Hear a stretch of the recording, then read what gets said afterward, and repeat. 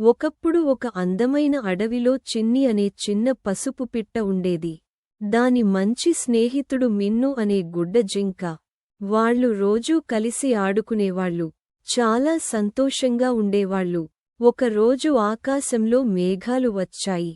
మేఘ దేవత వాళ్లను చూసి నవ్వింది. మేఘంలో ఒక చిన్న రంధ్రం కనిపించింది. అక్కడి నుండి అందమైన నీలం వెలుగు వచ్చింది. మేఘరంధ్రం కింద ఒక చిన్న నీలం బాబి కనిపించింది. అది చాలా అందంగా మెరుస్తోంది. చిన్ని మరియు మిన్ను దానిని చూసి ఆశ్చర్యపోయారు. కాని దగ్గరికి వెళ్లడానికి కొంచెం భయపడ్డారు. చిన్ని ధైర్యంగా ముందుకు వెళ్ళింది. హలో, నువ్వు ఎవరివి? అని అడిగింది. నీలం బాబి నవ్వింది. నేను నీలా. మేఘ దేవత నన్ను మీ స్నేహితురాలిగా పంపింది అని చెప్పింది. అప్పటినుండి ముగ్గురూ మంచి స్నేహితులయ్యారు.